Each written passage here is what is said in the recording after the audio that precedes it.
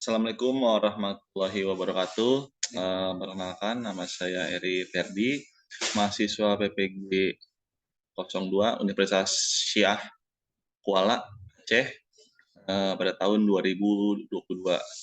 Hari ini saya akan melakukan wawancara terkait dengan eksplorasi penyebab masalah LK2 yang ditugaskan oleh Dr. Yeni Marlina SPD MPD dari Universitas Syah Kuala. Berikut saya akan mengundang salah satu pakar pendidikan, yaitu teman sejawat saya, terkait dengan permasalahan yang ada di LK2 untuk pembahasan.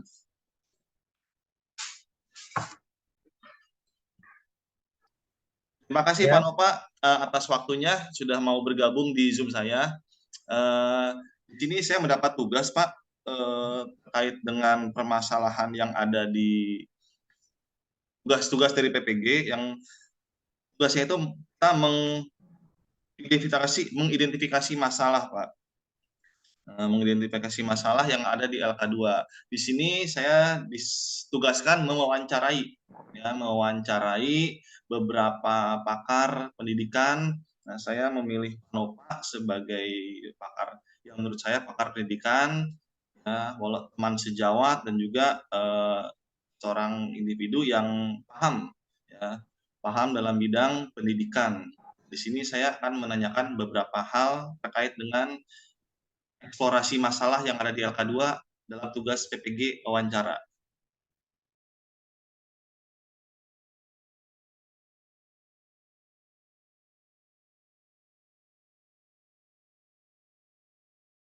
Oke. Baik Pak Nova, selamat bergabung di Zoom saya. Saya akan menanyakan beberapa masalah terkait dengan permasalahan pada materi olahraga yang berkaitan dengan eksplorasi penyebab masalah pada pelajaran olahraga. Yang pertama yang mau saya tanyakan, Pak, mungkin Bapak ada penilaian khusus atau ada referensi tentang permasalahan yang saya alamin, yang saya hadapin di sekolah, yaitu diantaranya biasanya siswa belum mampu melakukan gerak dasar lokomotor seperti lompat ke depan, ke belakang, ke kanan, dan ke kiri. Ya. Ketika aba-abanya diganti dengan aba-aba angka seperti 1, 2, 3, dan 4. Nah, permasalahan yang terjadi saat gerak non-lokomotor menurut Pak Nova apa ya? Ya, ada beberapa faktor yang bisa mempengaruhi ya, antara lain yang pertama itu siswa tidak fokus. Jadi siswa kurang fokus dalam pembelajaran. Yang kedua itu siswa kurang berkonsentrasi dalam pembelajaran. Kemudian yang ketiga itu siswa tidak memperhatikan perintah guru ya. Zaman sekarang banyak sekali siswa yang kurang memperhatikan apa yang dikatakan sama guru. Kemudian yang keempat, siswa belum paham perintah guru. Mungkin perintah dari seorang guru, seorang pendidik itu belum bisa dipahami oleh peserta didik. Kemudian yang selanjutnya, siswa kelelahan perjalanan menuju lapangan karena kurangnya prasarana dan prasarana. Misalnya ada sekolah baru yang mungkin tidak mempunyai lapangan, jadi guru berinisiatif menggunakan misalnya lapangan desa yang jaraknya lumayan jauh dari sekolah. Kemudian selanjutnya ada lagi guru tidak memberikan reward, guru tidak memberikan ujian apa yang telah siswa lakukan. Misalnya si A bisa melakukan teknik passing dengan benar. Nah, jadi seorang guru harus bisa memberikan pujian untuk memotivasi siswa-siswa yang lain agar bisa melakukan passing. Kemudian yang ketujuh ada instruksi guru yang kurang dipahami. Kemudian yang kedelapan strategi teknik mengajar yang kurang tepat. Kemudian yang selanjutnya ada juga metode yang salah mengajar kelas rendah. Misalnya sedang mengajar kelas 7 yang disamakan dengan kelas tinggi, misalnya dengan kelas 9, karena biasanya untuk kelas 7 siswa masih terbawa suasana dari SD. Mungkin itu yang bisa saya sampaikan, Pak Ferdi. Berarti untuk permasalahan yang tadi artinya ada dua penyebab ya. Yang pertama mungkin dari siswa dengan latar belakang berbeda, dan juga dari sudut pandang guru pun dengan latar belakang berbeda. Salah satunya dari guru mungkin kurangnya reward, penghargaan atas aktivitas yang anak-anak lakukan, sehingga kurang termotivasi untuk melakukan gerakan olahraga dengan baik, gitu Pak ya? Mungkin kurang lebihnya begitu ya. Sama ini Pak, saya mau menanyakan satu hal lagi terkait dengan siswa yang kesulitan mengerjakan soal HOTS, JAS, baik yang berkemampuan rendah maupun yang berkemampuan tinggi, dikarenakan biasanya mereka tidak bisa mengerjakan soal yang lebih sulit atau yang lebih tinggi levelnya. Menurut Pak Nova, untuk hal permasalahan yang seperti itu bagaimana Pak?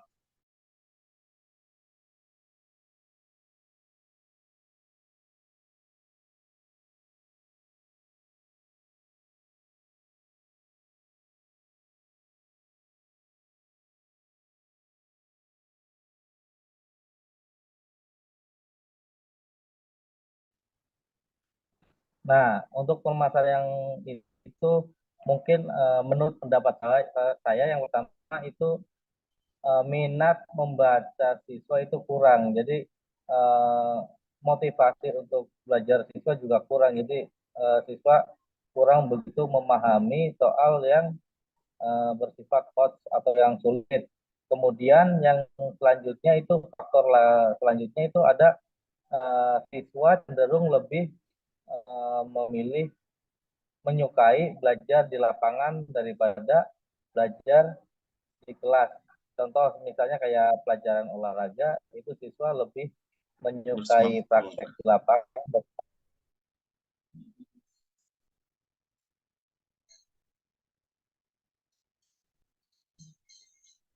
Sinyalnya.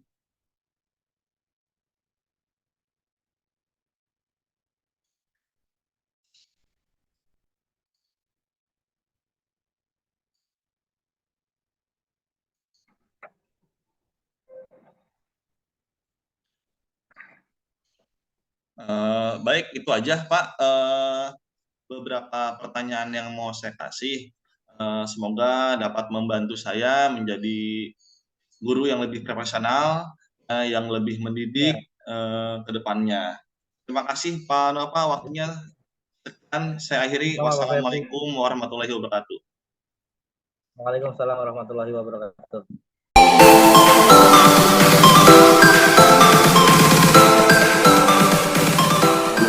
Assalamualaikum warahmatullahi wabarakatuh. Waalaikumsalam. Saya Fajar Nugraha, unit kerja di SMP Negeri 1 Pakakbesi, Kabupaten Subang. Dalam hal ini akan membuat video tentang eksplorasi identifikasi masalah untuk pemenuhan tugas dari dosen Dr. Yeni Naila SPD MPD untuk LK12 tentang eksplorasi identifikasi masalah.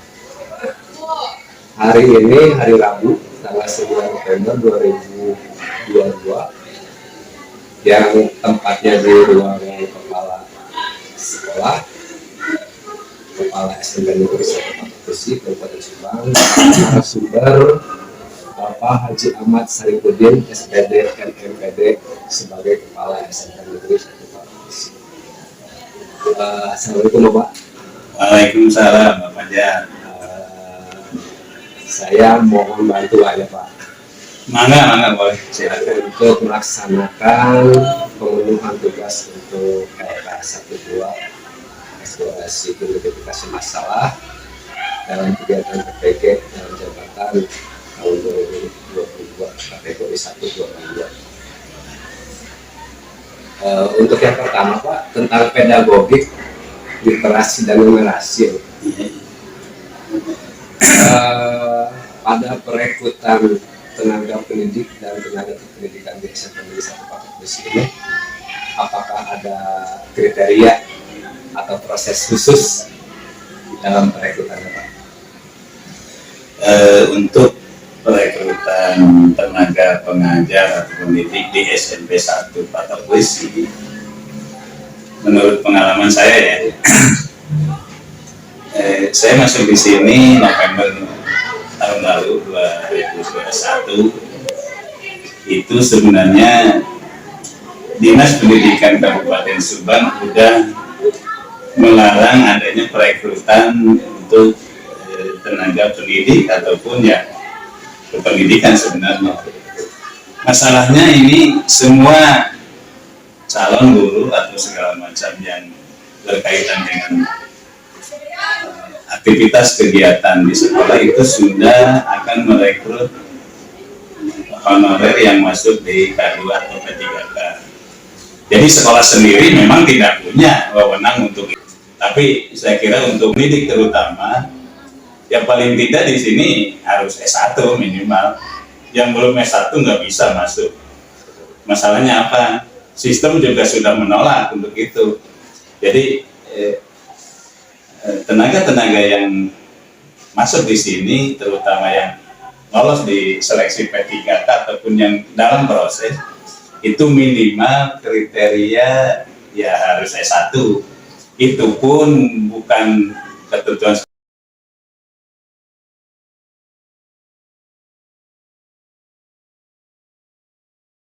Bismillahirrahmanirrahim. Assalamualaikum warahmatullahi wabarakatuh.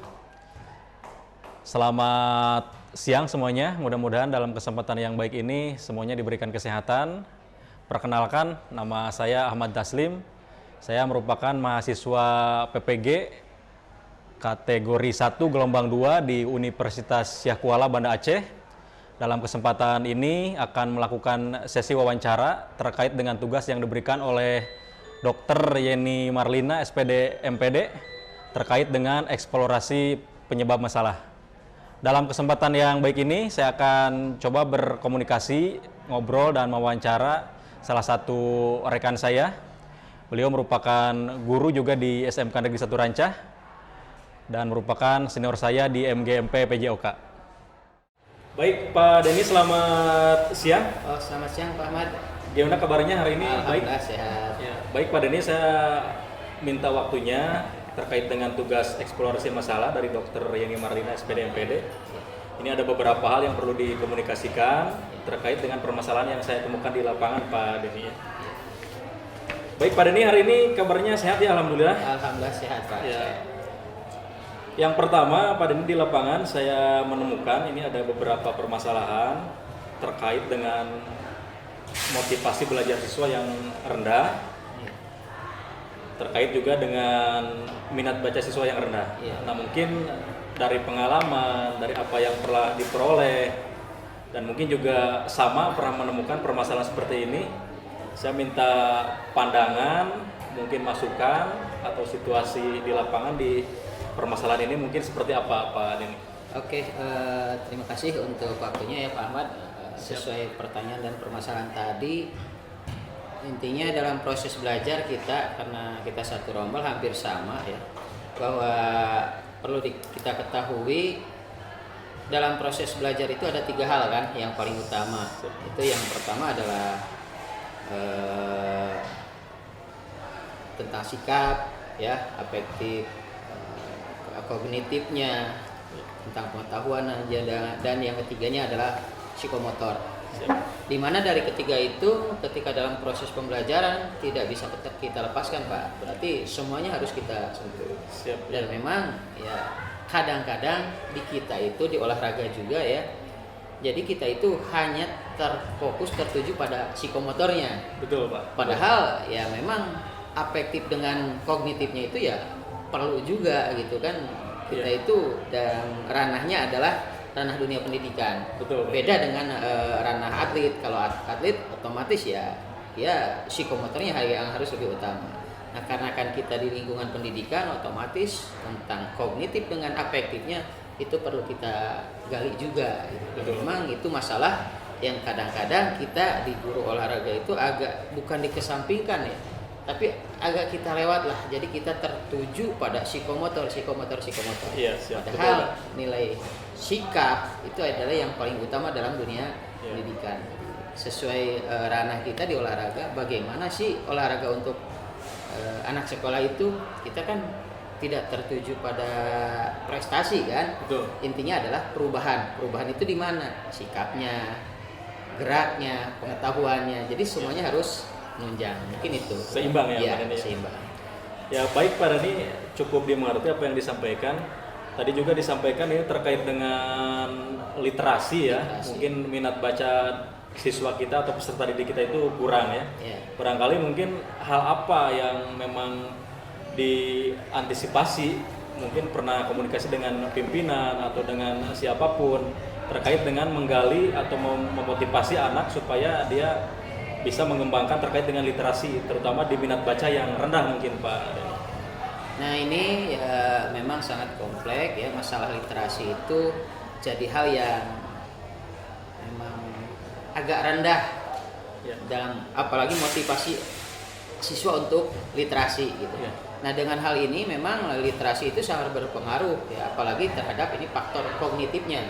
Betul. Ya kognitif itu ya rata-rata ya memang banyak kita kalau anak suruh mendengar aja kan agak repot ya, dengan keterbatasan kemampuan mengingatnya, otomatis kita harus terapkan literasi ini.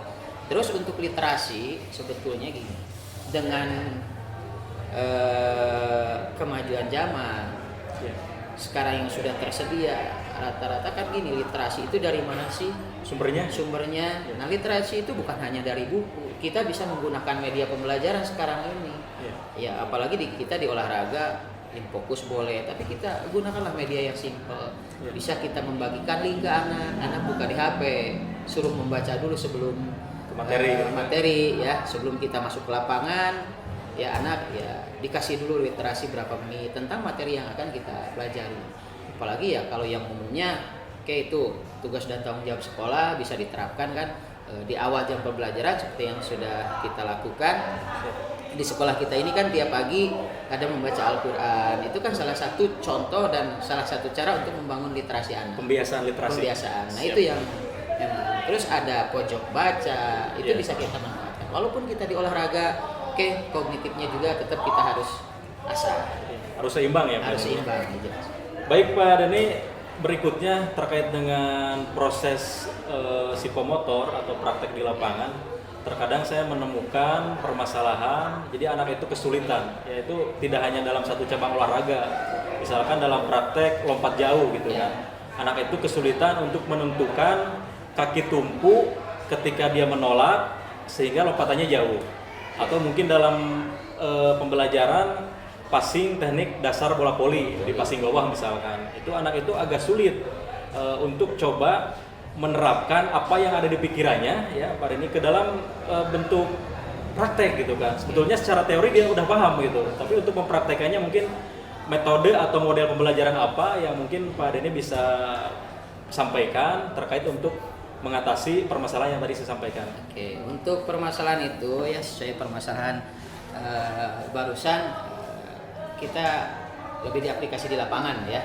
Jadi anak itu kesulitan menjabarkan apa yang ada dalam pikiran mereka ke dalam bentuk gerak.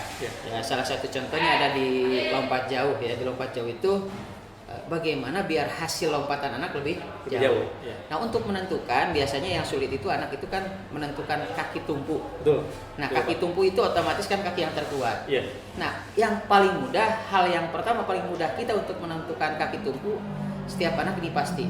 Anak tinggal kita suruh mencondongkan tubuhnya ke depan, suruh lari. Otomatis itu kaki yang terkuat yang akan digunakan melangkah. Langkah pertama itu pasti kaki terkuat. Pasti itu tidak akan salah lagi dengan kaki sejajar ya. Terus ya memang sesuai kaidah olahraga di sekolah bahwa memang patut kita cermati ya. Masalah keberhasilan dalam proses psikomotor di sekolah ya. Itu adalah nomor sekian. Intinya apa? Kita itu di sekolah PJOK itu intinya apa? Satu, membuat anak ceria dulu ya. kita ketahui 1 minggu mereka berada di kelas, ya. Jadi intinya apa? Kita membangunlah afektifnya. Biar bagaimana? Biar mereka senang dulu, ya. Setelah senang, ya, mereka bagaimana kita memelihara gerak mereka, memelihara gerak dasar mereka. Nah, bonusnya yaitu kita dengan ke cabang olahraga, anak mampu melakukan lompat jauh. Tapi ya memang faktor keberhasilan itu banyak dukungan, banyak faktor, dari faktor gerak dasarnya, dari faktornya. Tapi yang terpenting patut kita cermati adalah PJOK di tingkat sekolah itu adalah bagaimana supaya mereka mau bergerak, mereka bergembira. Nah, ini ada satu hal yang perlu kita cermati, apa? Ketika anak di lapangan, anak aktif, anak bergembira, ya, anak bisa ikut semua. Nah, itu keberhasilan kita dalam mengajar. Masalah nanti hasil lompatan, hasil passing itu belakangan, itu bonusnya. Jadi intinya aktivitas mereka yang kita bentuk. Jadi barangkali kesimpulannya adalah target dari pendidikan jasmani itu adalah endingnya, bonusnya adalah kebugaran jasmani.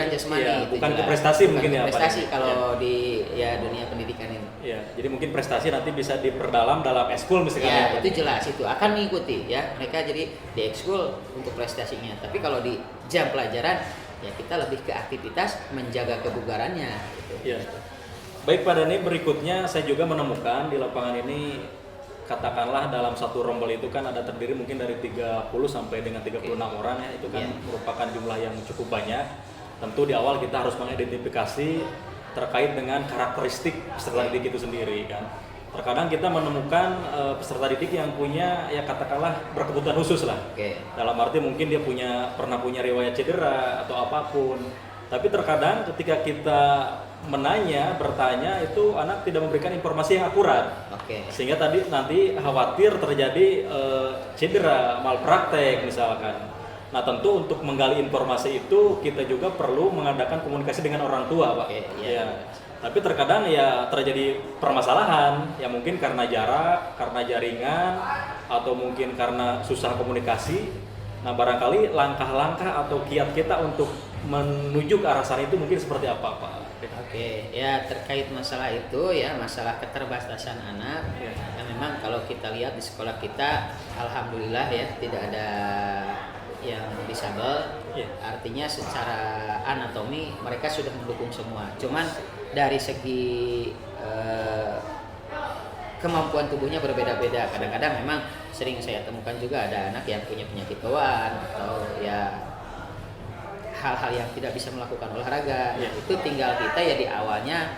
Memang kalau anak kan seperti ini, ketika dia senang, dia tidak akan merasakan sakit atau apa, karena mereka itu antusias biasanya untuk olahraga kan. Untuk olahraga itu jangankan apa, sebelum kita datang mereka udah nyari kita. Nah, biar ini agar kita lebih hati-hati, lebih cermat, dan kita ya istilahnya dalam mengklasifikasikan anak juga kita harus jeli. Artinya apa? Selain kita menanyakan kondisi anak, nah ini yang paling penting adalah kita harus mengecek denyut nadi. Nah, denyut nadi itu basicnya ya memang lumayan. Jika ada anak yang memang mempunyai masalah kesehatan, otomatis denyut nadinya juga akan berbeda dari normalnya. Jadi kita harus lebih sensitif, lebih hati-hati.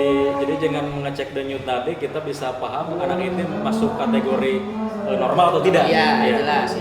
Kalau penyakit yang nampak, misalkan ada patah tulang atau itu kan sudah jelas bisa kita lihat secara kasat mata. Tapi kalau ada penyakit dalam, nah itu yang kita repot. Misalkan ada yang punya asma, ada yang punya permasalahan dengan tekanan darah. Nah itu yang bisa menjadi hal yang memang agak membahayakan gitu. Karena tidak bisa kita identifikasi secara kasat mata. Betul, Pak.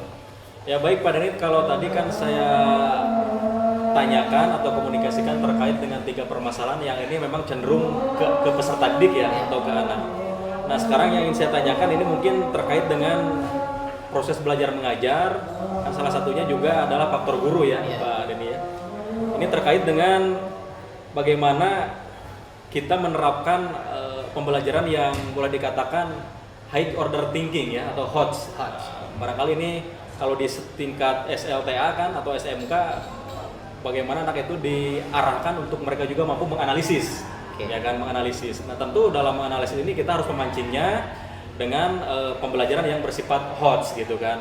Dan saya tambahkan, mungkin dari HOTS itu saya tambahkan juga di pertanyaan berikutnya, bagaimana juga mungkin peran kita sebagai pendidik, terutama olahraga kan suka ada yang mengatakan olahraga itu agak anti lah dengan IT gitu kan. Kadang-kadang kita gaptek dengan IT, tapi pada intinya mau nggak mau dengan perkembangan zaman kita harus siap gitu ya. Oke. Barangkali Pak Denny mungkin pandangan atau pengalamannya. Oke. Silakan. Pengalamannya gini ya. Sebetulnya memang sekarang itu kita diarahkan dalam proses mengajar itu menggunakan HOTS atau High Order Thinking. Betul, Pak. Di sana ya perlu kita ketahui ya memang satu, kita kualifikasinya harus ditingkatkan lagi. Siap. Yang kedua, tentang HOTS itu kita harus paham tentang KKO.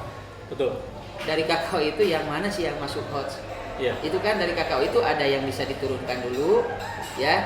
Kan HOTS itu dari C3 ke atas kan, kalau Betul. tidak salah dari C3 ke atas itu Betul. sudah masuk HOTS. Iya. Tapi kalau di pengetahuan kan P2, ya P3 kan, P3, P4 kita bisa mulai dari P2 juga. Iya. Nah, untuk masalah ini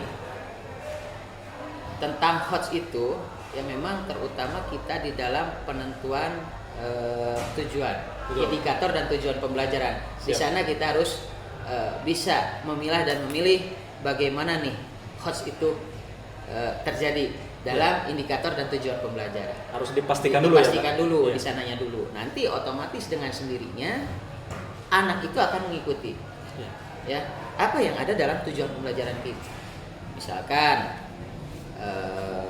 anak harus menggali informasi atau apa kan, Betul. itu nanti sudah tertera lah di tujuan pembelajaran. Iya. Makanya kita harus paham dulu HOTS itu batasannya sejauh mana. Betul, gitu Pak. ya. Terus A, B, C, D-nya harus jelas gitu. Jadi Iya. anak nanti dengan sendirinya akan mengikuti. Iya. Dan anak memang kita biasakan, kita kasih permasalahan, mereka suruh menggali, Iya. suruh berpikir. Tapi ya hal yang paling kecil kalau berpikir masing-masing kan atau individu agak sulit. Iya. Bisa kita kasih permasalahan di kelompoknya, biar mereka bisa menggali sendiri. Betul. Bagaimana nih menyelesaikan masalah ini Iya. sesuai dengan apa panduan yang HOTS tadi. Sambil Iya. kita arahkan sedikit-sedikit. Betul. Mungkin yang terakhir Pak Denny Iya, Pak. terkait dengan permasalahan yang saya temukan di lapangan.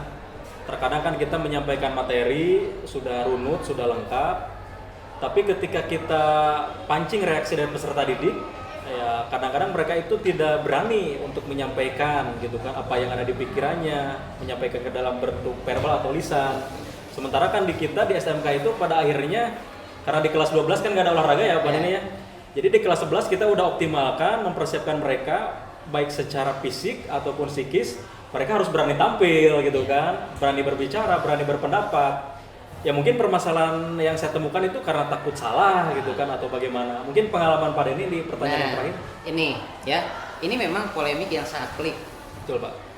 Apalagi ya tadi permasalahannya adalah kemampuan anak dalam mengungkapkan apa yang ada di dalam pikiran ke dalam bentuk verbal. Betul Pak. Ya, Betul. itu sangat sulit. Siap. Nah, itu biasanya kan kalau di olahraga itu kita temui pas di akhir pembelajaran. Itu ada fase tanya jawab. Iya. Di akhir ada Di evaluasi. evaluasi. Ya, di akhir, Iya. akhir pembelajaran. Itu terjadi biasanya gini. Di refleksi mungkin di ya, Pak, ya? refleksi, ya. Tadi anak-anak, tadi kalian sudah belajar apa? Siap.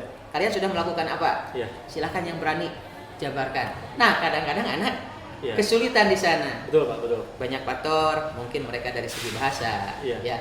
Ini yang paling utamanya adalah motivasinya. Betul. Adalah keberaniannya. Iya. Ya memang kita harus munculkan keberanian anak untuk berani berbicara di depan umum. Siap. Kadang-kadang gini Pak, contoh, saya suka memberikan contoh gini. Anak-anak, kalian ingat nggak? Atau kalian silahkan ingat tentang gerakan senam lantai roll depan. Siap. Anak mengingat. Setelah itu, coba siapa yang berani? Apa yang kalian ingat, kalian bicarakan. Nah itu anak sulit. Itu Iya. mungkin faktor psikologis keberanian yang kurang. Iya. Makanya bisa kita biasakan dulu mereka berbicara dalam lingkup kecil. Artinya apa? Di kelompok kecil dulu. Dibentuk kelompok-kelompok gitu ya, Pak? Kelompok Iya. dulu, mereka suruh diskusi. Nah nanti di kelompoknya suruh ada yang berani berbicara. Iya, iya. Jadi kalau mereka langsung kita suruh berbicara di depan umum mungkin itu menjadi beban ya. Tapi ya. kita coba siasati dengan bagi dalam kelompok-kelompok kecil dulu. Nah, itu dalam kelompok kecil nanti mereka sudah berani, sudah bisa. Ya memang kita harus pertajam mereka di analisis. Bagaimana cara menganalisis? Menganalisisnya dari mana? Dari hal yang paling kecil, paling mudah ke yang lebih kompleks. Iya. Jadi pastinya beruntut. Iya, beruntut itu pasti. Harus.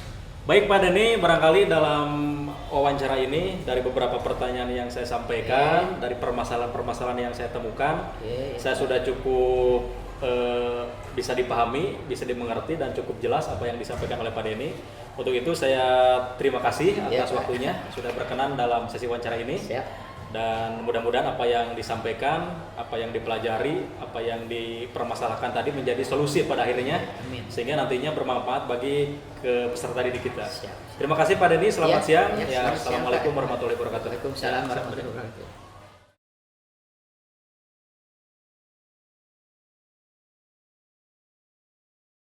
Assalamualaikum warahmatullahi wabarakatuh. Waalaikumsalam warahmatullahi wabarakatuh. Sebelumnya saya ucapkan terima kasih Pak atas waktunya. Di samping saya adalah Bapak Sutrisno SPD. Beliau adalah guru PJOK SDN 1 Ciduglor. Kali ini Pak, saya mohon izin untuk menanyakan yaitu tentang motivasi belajar siswa di SDN 1 Ciduglor Pak, mengenai pedagogi, literasi, dan numerasi Pak. Adapun pertanyaan yang ke-1 yaitu bagaimana pendapat Bapak tentang motivasi belajar siswa di SDN 1 Ciluduk Lor pada tahun ajaran 2021-2022 Pak. Baik, terima kasih kepada Bapak Arif Sobirin yang telah meluangkan waktu untuk bertanya atau tanggapan dari saya tentang bagaimana tanggapan mengenai motivasi belajar siswa di SDN 1 Ciluduk Lor. Yang pertama kami terapkan yaitu dengan metode PAIKEM. PAIKEM itu apa? Yang pertama PAIKEM itu adalah metode anak pembelajarannya menggunakan pembelajaran aktif. Pertama aktif, inovatif, kreatif, dan efisien dan menyenangkan. Efisien dan menyenangkan. P-nya itu pembelajaran aktif, inovatif, kreatif, efisien, dan menyenangkan. Pak Ikem katakanlah dengan disingkatlah Pak Ikem. Yang kedua, tanggapan yang kedua adalah motivasi belajar siswa kepada di SDN 1 Ciduglor itu menggunakan alat peraga, menggunakan media pembelajaran menjadi kunci penting itu. Alat peraga dan media pembelajaran untuk apa? Memotivasi belajar siswa sehingga terciptanya pembelajaran yang menyenangkan. Itu tanggapan dari saya. Yang kedua, tanggapan yang kedua adalah motivasi belajar siswa kepada di SDN 1 Ciduglor itu menggunakan alat peraga, menggunakan media pembelajaran menjadi kunci penting itu. Alat peraga dan media pembelajaran untuk apa? Memotivasi belajar siswa sehingga terciptanya pembelajaran yang menyenangkan. Itu tanggapan dari menyenangkan. Itu tanggapan dari saya. Terima kasih Pak untuk pertanyaan yang pertama. Ada satu lagi Pak pertanyaan yang akan saya tanyakan kepada Bapak mengenai tentang rendahnya, yaitu bagaimana tanggapan Bapak mengenai rendahnya motivasi peserta didik dalam pembelajaran di SDN 1 Ciduglor ini Pak, Ya. rendahnya motivasi pelajar. Ya, terima kasih. Mengenai pertanyaan rendahnya motivasi pembelajaran siswa di SDN 1 Ciduglor, Kecamatan Cirebon, Kabupaten Cirebon, tanggapan ini biasanya siswa hanya termotivasi pada olahraga yang disukai saja. Ya, itu yang tanggapan kami yang pertama. Tanggapan kami yang kedua tentang rendahnya motivasi belajar siswa. Itu guru harus memberikan kesempatan pada siswa dulu untuk melakukan permainan olahraga yang disukainya. Ya. Berikutnya juga guru harus mengetahui karakter anak, hobi anak atau hobi siswa, karakter siswa, dan minat siswa juga bakat siswa. Nah, itulah yang perlu diperhatikan supaya kita tahu dari mana titik rendahnya motivasi belajar siswa. Bisa jadi juga dari mengetahui karakter siswa, hobi siswa, minat dan bakat siswa. Itu Pak Arif yang bisa saya jawab. Terima kasih banyak Pak atas tanggapan dari Bapak mengenai bagaimana solusinya terhadap motivasi peserta didik yang masih rendah Pak. Terima kasih.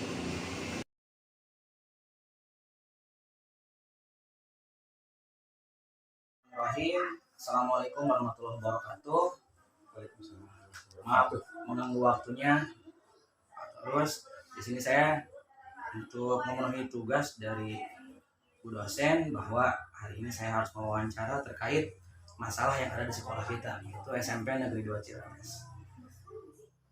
Langsung saja, yang pertama yang ingin saya tanyakan di sini, seperti yang sudah kita ketahui bersama bahwa motivasi belajar anak khususnya di sekolah kita, terutama di kelas 7, bahwa motivasi anak terhadap pembelajaran ini kurang maksimal dalam hal ini, terutama dalam hal membaca.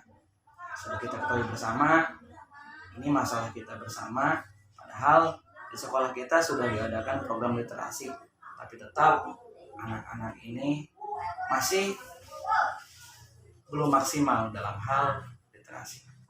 Silakan jawabannya, Pak. Masalah literasi sepertinya mungkin semua sekolah hampir sama ya. Permasalahannya karena memang ada faktor internal dan eksternal yang mempengaruhi itu. Internal diantaranya siswa memang dalam hal literasi atau membaca mereka itu kurang banget, kurang sekali gitu kalau membaca. Padahal di sekolah juga sudah ada program tentang literasi, diantaranya sebelum masuk kelas 30 menit membaca dulu misalnya. Atau misalnya ada anak suruh berkunjung ke perpustakaan, tapi nyatanya itu tidak efektif kepada anak. Bahkan anak itu kalau suruh membaca aja di dalam kelas, anak itu sepertinya enggan gitu, malas gitu untuk membaca. Karena mungkin memang belum terbiasa. Ya, belum terbiasa gitu. Karena belum terbiasa. Juga faktor eksternalnya diantaranya pengaruh dari lingkungannya juga. Di rumah dia itu lebih banyak menonton daripada membaca, atau lebih banyak mendengarkan gitu. Misalnya tentang ceramah dibagikan dengan membaca. Karena memang di rumahnya juga mungkin fasilitas untuk membacanya, buku yang tidak tersedia dan sebagainya. Dan lain. Apakah orang tua juga mempengaruhi itu, Pak? Kira-kira di rumah? Ya, apakah mereka tidak mengarahkan atau gimana ya? Sama ya. Nah, betul. Orang tua juga mempengaruhi itu diantaranya. Jangan mungkin seperti orang tua yang pekerjaannya bukan ini ya, sebagai pegawai dan sebagainya seperti kita.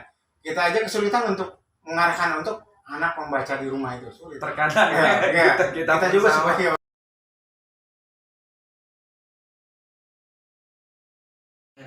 Assalamualaikum warahmatullahi wabarakatuh. Selamat siang Pak Dahlan. Siang. Hari ini saya akan mewawancari Bapak dalam hal tentang eksplorasi masalah. Saya mendapatkan tugas dari Dr. Yeni Marlina SPD MPD sebagai dosen bimbing saya untuk mewawancarai salah satu pakar atau teman sejawat yang bisa memaparkan masalah-masalah yang termasuk dalam identifikasi masalah yang saya buat. Sebelumnya saya perkenalkan dulu, ini teman sejawat saya, beliau adalah Bapak Dahlan SPD, kemudian beliau adalah lulusan guru penggerak tahap 3, kemudian sesepuh atau kokolot di SD 1 Kompa, Padang Kuda, Jawa Barat. Beliau itu sebagai motivator di SD ini, beliau selalu bisa memberikan hal-hal positif, masukan positif kepada guru-guru di sini. Mudah-mudahan beliau bisa memaparkan dan menjelaskan tentang apa yang solusi ya Pak Dahlan ya? Solusi yang saya tanya kepada Pak Dahlan. Gimana kabarnya Pak Dahlan, sehat? Alhamdulillah baik Pak Dahlan. Bagaimana aktivitas hari ini, lancar? Alhamdulillah lancar walaupun agak sedikit padat. Padat merayap ya. Ya. Alhamdulillah sih berjalan lancar. Alhamdulillah. Langsung aja Pak Dahlan ya. Ya boleh. Langsung aja ke pertanyaannya. Mungkin di sini ada beberapa pertanyaan lah yang mudah-mudahan Pak Dahlan bisa memaparkan, bisa memberikan kepuasan buat saya, khusus buat saya pribadi, umumnya untuk semuanya bisa memaparkan mungkin atau menerima ya. Khususnya untuk ibu dosen, mudah-mudahan ibu dosen bisa menerima apa yang saya tanyakan dan dijawab semua Pak Dahlan. Oke, pertanyaan ke satu Pak Dahlan. Di sini tentang penyebab motivasi ya Pak Dahlan ya. Motivasi belajar siswa putri rendah. Nah, putri rendah khususnya kelas 5 dalam permainan bola besar. Bagaimana itu motivasinya supaya si anak itu mempunyai motivasi gitu dalam permainan bola besar, khususnya dalam permainan bola voli Pak Dahlan. Ini susah nih anak-anak ya. Bagaimana nih? Untuk putri ya. Kalau laki-laki mah ya ada 1-2, tapi yang dominan itu putri gitu Pak Dahlan. Putri ya. Oke. Baiklah. Bismillahirrahmanirrahim. Terima kasih Pak Dahlan atas kepercayaannya. Mudah-mudahan saya di sini bisa membantu Pak Dahlan mengenai ada beberapa hal pertanyaan, khususnya pertanyaan yang tadi, bagaimana cara meningkatkan motivasi dalam mapel PJOK ya. Materinya yaitu permainan bola besar tentang passing. Oke, pertama tentunya adalah kembali kepada si pendidiknya ataupun seorang guru tersebut, dimana dalam menjadi seorang guru pasti dibekali dengan pedagogik. Jadi faktor pertama adalah kemampuan pedagogik suatu guru tersebut. Nah, yang kadang-kadang faktor tersebut muncul karena satu dalam menguasai karakteristik siswa, itu satu. Yang kedua adalah kemampuan guru dalam menguasai materi tersebut. Yang ketiga, di mana faktor yang lain dari pedagogik tersebut adalah di mana guru kurang kaya dalam perihal mungkin bisa saja terjadi kemahiran dalam menerapkan ataupun menyampaikan materi tersebut, kemampuan dalam menyampaikan materinya masih rendah. Itu kemudian faktor yang lain adalah khususnya dalam tentang passing ini model pembelajaran yang digunakan. Ini model pembelajaran yang digunakan sangatlah penting. Walaupun banyak mengatakan kalau olahraga itu hanya langsung praktek di lapangan, langsung berupa kegiatan fisik saja. Ternyata tidak. Mungkin sebelumnya guru tersebut harus memberikan pemahaman dulu secara teori bagaimana fungsi daripada passing tersebut. Kemudian yang namanya gerak ataupun olahraga itu kan melalui gerak dan rasa juga. Betul. Karena kalau tanpa perasaan mungkin saja passing asal-asalan aja. Jebret gitu ya, langsung melambung.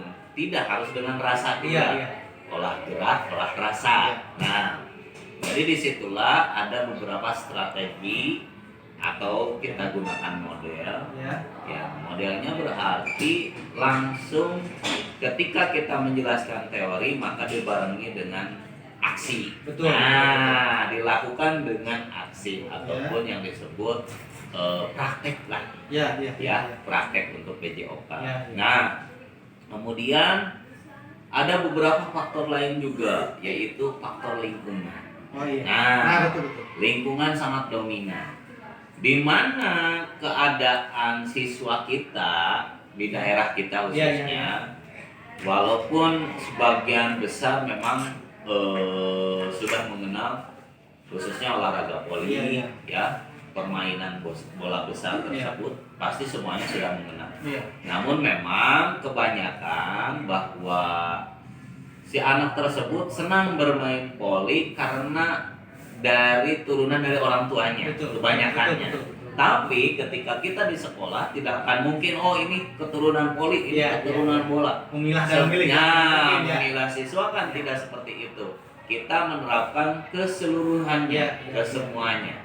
Ya, sehingga semuanya harus bisa. Nah, jadi faktor kalau untuk laki-laki mungkin tidak bermasalah, ya. Nah, untuk yang perempuan perlunya adanya dorongan dan pemahaman bahwa permainan bola besar itu tidak hanya dilakukan oleh anak laki-laki. Nah, bahwa anak perempuan pun harus bisa dan berhak juga. Bahkan sekarang sudah banyak atlet-atlet dari perempuan, ya. Nah, bagaimana dalam mempraktekannya, dalam permainannya itu? Ya, mungkin perlulah strategi, tidak harus langsung sekaligus si anak itu harus bisa. Sedangkan si anak takut bola. Nah, apalagi yang takut bola seperti itu kita harus pelan-pelan. Kita ajak, mungkin strategi yang paling baik adalah kita belajar sambil bermain. Nah, yang lebih ininya mungkin lebih efektif belajar sambil bermain. Apakah kita lakukan permainan kucing bola? Nah, dengan cara ini mah harus dengan passing-passing, harus dengan lemparan-lemparan kecil. Walaupun permainannya kucing-kucingan, kucing bola. Nah, setelah si anak mampu, bisa, baru kita arahkan. Bahwa permainan voli itu seperti ternyata Gening tidak setakut yang dia pikirkan, begitu. Kemudian faktor yang lain adalah juga mengenai dari teknologi juga. Nah, ada beberapa mungkin bahwa si anak itu perlunya diferensiasi.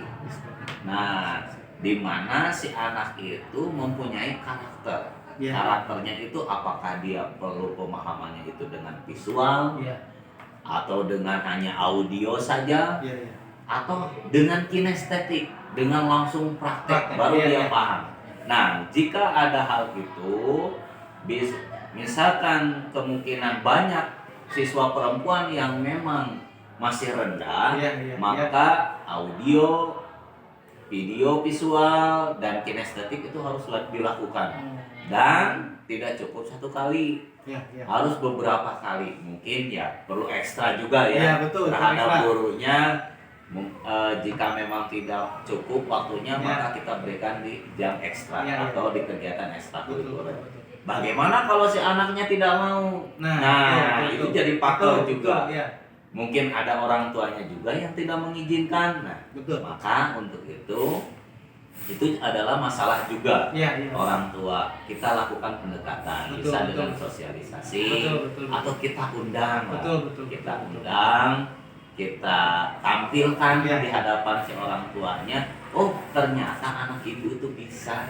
Dan mudah-mudahan dengan adanya dorongan orang tua dan kolaborasi bersama, maka permasalahan-permasalahan yang dihadapi, khususnya dari pengaruh eksternal, pengaruh eksternal bisa terselesaikan. Nah, untuk di internalnya, kemampuan pedagogik, kemudian kemampuan pemahaman materi, kita harus lebih rajin-rajin banyak belajar lagi. Ya. Manfaatkanlah teknologi. Sekarang sudah ada aplikasi Merdeka Mengajar. Betul. Di situ ada bahan ajar, kemudian video-video interaktif, bukti karya. Betul. Nah, itu bisa dilihat dan Oh, kita iya, pelajari iya. bersama, khususnya untuk menambah wawasan ataupun bagaimana cara penerapan teknik khususnya ya untuk permainan bola besar, Ya, ya. mengenai passing dalam permainan bola Oh voli. iya, menurut Seperti itu. saya tadi sedikit apa ya, padahal tadi bilang ada literasinya ya. Oh, ya iya. itu bagaimana itu kan rata-rata anak di kita itu sedikit apa ya disebut mungkin kurang gitu ya. Literasi dan numerasinya itu sedikit ya ada di bawah. Bagaimana tuh pendapat Iya. kalian? Oke. Nah, itu mengenai literasi dan numerasi betul sekali, tidak bisa dipungkiri Ya, ya. itu adalah hasil daripada raport nasional kita, raport pendidikan Ya. dari asesmen yang diambil asesmen ya. Ya, ya. Dan kemarin pun kita sudah melaksanakan ANBK, Betul, asesmen nasional berbasis komputer, alhamdulillah. Nah, beberapa faktor dari segi literasi yang sangat rendah adalah bahwa literasi itu harus kita pahami, Iya. harus kita ketahui bahwa literasi bukan hanya membaca, Iya, iya, ya. iya. Bukan hanya dari membaca saja. Ternyata literasi itu macam-macam. Kita di pinggir jalan ada simbol-simbol, ada rambu-rambu lalu lintas, Iya, itu iya, pun iya. adalah literasi. Oh iya. Ya, literasi simbol, literasi objek, Iya, iya, iya. dan literasi baca. Bahkan sekarang saking pesatnya teknologi juga ada yang namanya literasi digital. Iya, iya. Nah, itu. Untuk meningkatkan kemampuan literasi tentunya tidaklah mudah. Betul, betul. Harus kita awali dengan hal yang mudah, Iya. yang kecil, Iya, iya, ya. Karena ujung tombaknya adalah pendidikan. Betul. Ya, di mana dalam pendidikan hampir semua aspek sebagai dasar untuk kemajuan bangsa dan negara Iya. melalui beberapa tentunya pengajaran dan pendidikan yang harus lebih Iya. baik lagi. Nah, untuk meningkatkannya kita ajak dengan pembiasaan, Iya, iya, ya, iya. kita lakukan pembiasaan dan ajaklah pemahaman siswa bahwa literasi itu bukan hanya membaca, Iya. ya. Dan guru mengajak para murid untuk mengamati beberapa objek dan kita luruskan bahwa objek yang kita amati itu walaupun hanya dilihat dengan mata tapi kita sudah berliterasi. Oh. Sudah membaca. Oh, anak itu. Oh iya, ini bola. Iya. Ya, khususnya untuk kelas rendah. Iya, Ya. iya. Apa itu bola, warnanya seperti apa? Oh. Kita tunjukkan dengan bola pun bisa. Oh, gitu. Ya. Iya, iya, iya. Melalui strategi seperti itu. Kemudian kita manfaatkan juga teknologi juga Ya. yang disebut literasi digital. Iya, iya, Nah, iya. supaya lebih menarik, tentunya guru pun harus menguasai daripada teknologi tersebut. Nah, diantaranya, yuk kita lihat tayangan YouTube, Ya, kan, ya, tayangan YouTube mengenai permainan, ya. Oh, mengenai olahraga, oh ternyata sangat asik. Nah, kalau kita hanya anak-anak olahraga itu ada ini permainan ini A, B, C, tapi si anak nggak tahu, hanya mengawang-awang Ya, saja. ya. Tapi kalau dibantu dengan teknologi, mungkin kemampuan literasinya akan semakin meningkat dan pengetahuannya pun akan lebih meningkat lagi. Oh iya. Iya. Nah, untuk numerasi, Ya. nah numerasi itu bukan hanyalah sebuah angka, Iya. ya. Dalam numerasi itu bukan angka saja yang dianggap bahwa numerasi itu ada hitungan. Itu kan rata-rata seperti Hitungan. itu ya anak-anak bilangnya. Anak-anak. Padahal bahwa numerasi tersebut bukan hanya kalimat matematik. Kita mengucapkan angka pun itu adalah numerasi walaupun ucapan. Ya, ada beberapa kalimat, misalkan anak mengambil bola sebanyak 7 buah, itu pun adalah numerasi. Seperti itu. Tinggal kita strategi penerapan kita yang harus kita benahi, ya, yang harus kita lakukan untuk meningkatkan numerasi tersebut, ya. Dan ada juga numerasi tersebut bahwa sekarang itu dituntut yang namanya adalah pembelajaran abad 21. Apa di situ? Bahwa kemampuan bernalar kritis yang harus kita tingkatkan, ya. Betul. Karena yakin anak-anak sekarang itu mereka sudah lebih hebat. Namun tentunya gurulah yang harus memfasilitasi anak tersebut untuk mengarahkannya, ya, terutama dalam mata pelajaran khususnya olahraga. Insya Allah anak bisa mengikutinya, bukan hanya pengetahuan tapi gerak motoriknya pun akan juga terbawa. Nah, seperti itu Pak. Sangat jelas Pak, itu jelas padat itu saling berkaitan. Berarti intinya itu kalau yang motivasi itu saling berkaitan ya, antara pedagogik sampai ke teknologi juga saling berkaitan. Ya, betul sekali, saling berkaitan. Nah, yang kedua nih padahal nih ada pertanyaan kedua ya. Untuk tercapainya suatu materi ya, padahal yang diharapkan ruang lingkup dan karakter dari berapa luas itu karakter dan ruang lingkupnya. Khususnya di sini kembali nih Putri nih, padahal nih masalahnya Putri nih. Betul. Dalam melakukan gerak dasar permainan sepak bola. Jadi rata-rata si anak itu pakem gitu. Kalau bahasa Sundanya pakem ya, bahasa Sundanya pakem. Dalam pola gerak tuh jadi kalau diberi contohnya nggak bisa weh. Nah gitu. Bagaimana saya itu? Gitu ya. Nah, bagaimana itu? Seakan-akan si anak itu langsung down. Betul, betul padahal betul. Nah betul. itu faktor masalah, salah satu faktor masalah dari hal itu di mana memang yang paling dominan itu adalah faktor lingkungan, ya, faktor lingkungan di mana karena dia melihat ya mungkin di masyarakat kalangan kita khususnya di lingkungan kita seakan-akan bahwa olahraga itu seperti dikhususkan untuk siswa laki-laki saja. Nah ternyata sebetulnya itu tidak ada, perempuan pun mempunyai hak dan kesamaan yang sama, ya. Nah untuk mengatasinya mengenai hal itu seakan-akan si anak itu takutlah ataupun dia nggak bisa, langsung saja bilang lebih baik kecil biarin nilainya, dah saya mah nggak bisa. Betul, sebelum mencoba gitu. Nah berarti strategi yang dilakukan melalui model pembelajaran dengan pendekatan dulu, ya, dengan pendekatan di mana ketika kita terapkan kita jangan langsung anak-anak ayo sekarang khususnya yang putri ya, yang putra kalau disuruh main bola saya yakin lah. Betul, langsung kalau yang putra gak usah disuruh juga langsung. Kalau yang putri saya yakin, ngapain sih main bola Pak, jangan permainan bola dong. Nah, itu memang betul. Masih banyak terjadi, bukan hanya di kita saja kayaknya. Nah, kita ajak dulu, kita dekati, ya. Jangan dulu melihat si anak itu apakah bisa menendang bola atau tidak. Kemudian kita lakukan gerakan yang ringan dulu, ya. Ketika si anak itu dilihat dari segi fisiknya bahwa ternyata dia belum mampu untuk berlari. Apalagi menendang. Menendang bolanya yang bola glitter apalagi yang berat, yang keras, ya. Kita coba dulu, kita beberapa kali lakukan karena saling berkaitan sebenarnya ya untuk materinya. Dari mulai olah geraknya dulu dengan berlari. Beberapa kali kita ajak, yuk kita lari, kita jogging. Setelah si anak mau berlari, nah saya yakin sekarang coba nih ada bola plastik. Nah bola plastik ini coba kamu tendang pelan. Nah jangan coba kamu tendang yang jauh. Nah itu anak pasti akan kaget.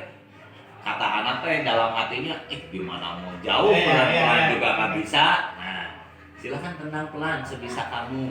Nah kalau ada seruan seperti itu mungkin saja si anak itu iya mau walaupun tendangannya masih pelan. Nah mungkin kita aja seperti itu dan kita lihatkan khususnya nih dengan teknologi atau dengan tayangan YouTube, TikTok. Ternyata banyak atlet-atlet putri yang berhasil dan mendapatkan medali.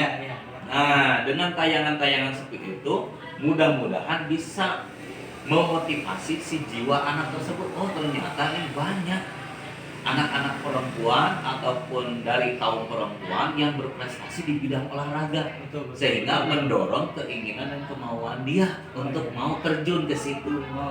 Itu mungkin salah satunya. Iya, bagus banget. Iya, jadi intinya kalau seandainya anak seperti itu, kita harus salah satu memodif ya. Dari tadi saya itu memodif, kemudian digabungkan lagi dengan apa itu teknologi ya. Teknologi. Bisa.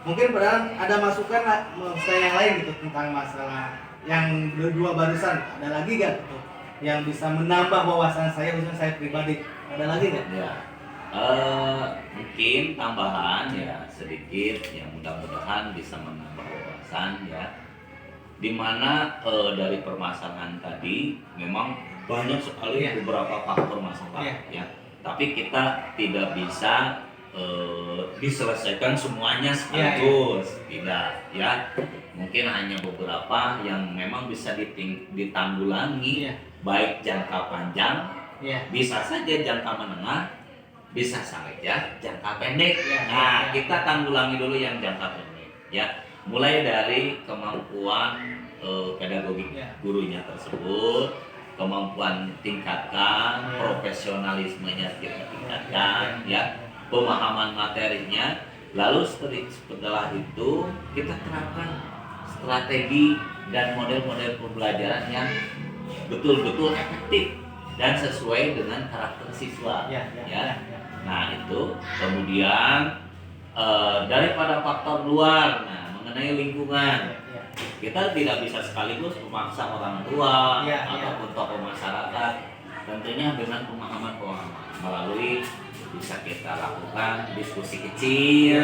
Nah, dari diskusi kecil atau ngobrol dengan bapak komite ya, kemudian juga bisa saja ketika misalkan tahun ajaran baru ada rapat orang tua tuh anak kelas 1, nah kita sosialisasikan bisa di kelas rendah, di kelas 1, sehingga tidak muncul lagi permasalahan seperti itu. Kita kenalkan, oh di sini tuh ada ekskul ini, kemudian olahraga yang akan dipelajari itu ada olahraga bola khususnya ya, ada bola, ada renang, pokoknya tentang olah-olah gerak yang bisa bermanfaat bagi siswa untuk kebugarannya, kesehatannya ya, begitu seperti itu. Kemudian pemanfaatan teknologi. Nah ini jangan kita sepertinya seakan-akan takut sih apa sih dengan teknologi, apa sih kaitan olahraga dengan teknologi. Ternyata setelah kita buka, nah manfaat teknologi untuk olahraga itu banyak sekali. Bagaimana cara mempelajari teknik, nah itu kan teknik-tekniknya, bagaimana aturan-aturan permainan. Kalau hanya dengan teori ceramah saja, mungkin kalau dibantu dengan audio visual atau tayangan akan lebih bermakna. Betul sekali. Alhamdulillah Pak Dahlan sangat jelas dan terperinci. Mudah-mudahan apa yang Pak Dahlan paparkan kepada saya, khususnya saya pribadi, menambah ilmu dan manfaat buat saya. Dan khususnya mudah-mudahan ibu dosen juga bisa menerima dan kemudian ibu dosen juga bisa memberikan. Nah, itu ya. Mudah-mudahan. Sekali lagi saya terima kasih, terima kasih. Sama-sama, ya, siap. Terima kasih. Saya telah memaparkan, bukan memaparkan ya. Telah mewawancarai salah satu narasumber terbaik di SD 1 Kompa ini. Mudah-mudahan banyak manfaatnya untuk saya pribadi dan untuk semua. Terima kasih. Assalamualaikum warahmatullahi wabarakatuh.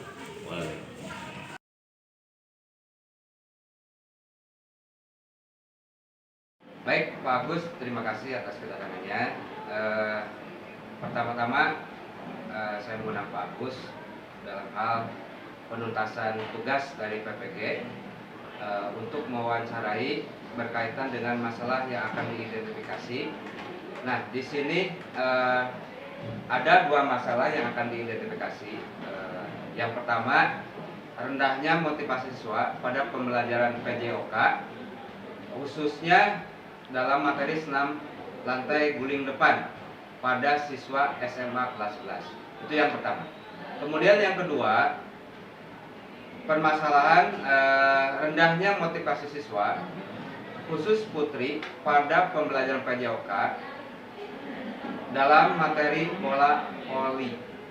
Nah, di sini kami tugasnya untuk mewawancarai Pak Agus hal-hal apa saja yang melatar belakangi masalah ini. Mungkin bisa dari pengalaman mengajar dari Pak Agus. Mangga silakan Pak. Ya, terima kasih Pak Gigi.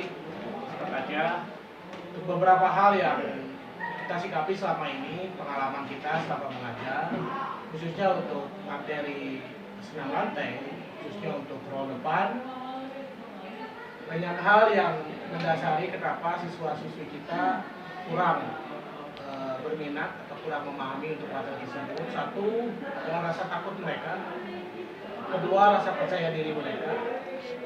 Lalu ketiga, yang paling menjadi titik dasarnya adalah kekurangan percaya dirian mereka tiap diberikan materi, sehingga mereka tidak bisa melakukan dengan maksimal, ya.